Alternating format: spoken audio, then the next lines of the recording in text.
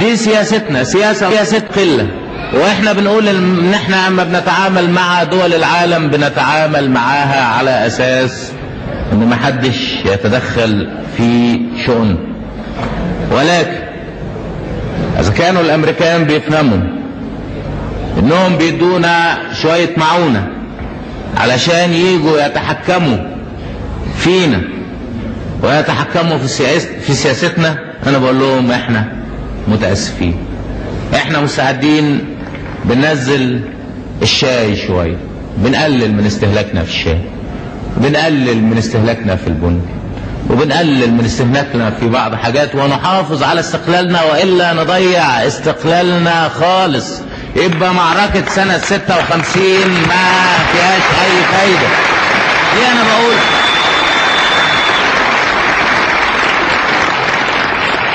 احنا بناخد من الأمريكان قمح.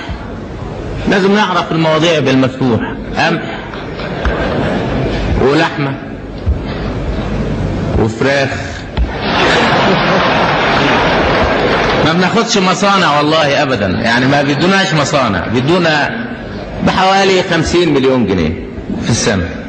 احنا ميزانيتنا في السنة 1100 مليون جنيه، بنصرف على الخطة حوالي 400 مليون جنيه او 500 مليون جنيه. اذا دعا الامر ان احنا نوفر 50 مليون جنيه بنوفرها على الجزمة ولا بتهمنا والله العظيم. ليه انا بقول هذا الكلام؟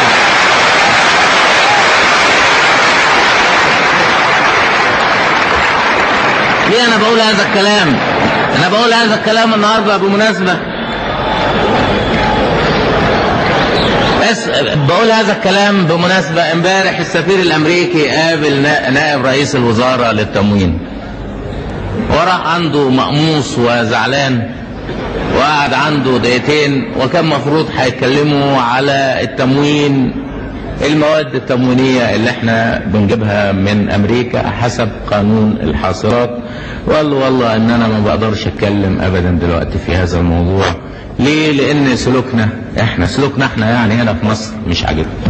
انا بقول له هنا اللي سلوكنا مش عاجبه يشرب منين؟ يشرب من البحر. وان ما كفاهوش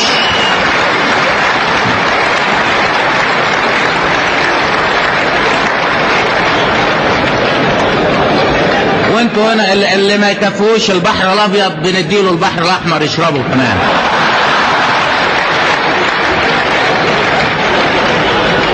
اللي انا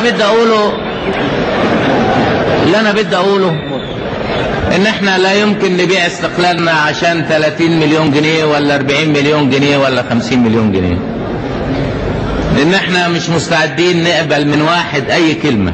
اللي بيكلمنا اي كلمة بنقطع له لسانه كده. كلام واضح وكلام صريح. اذا كنا النهاردة بنشرب شاي 7 ايام نشرب 5 ايام لغاية ما نبني بلدنا. اذا كنا بنشرب قهوة 7 ايام نشرب 4 ايام. اذا كنا بناكل لحمة 4 ايام ناكل لحمة 3 ايام. اللي انا بدي اقوله ان طبعا مناسبة هذا الكلام في الوقت اللي بيقولوا ان احنا عندنا ازمة تموين وعندنا كذا وعندنا كذا،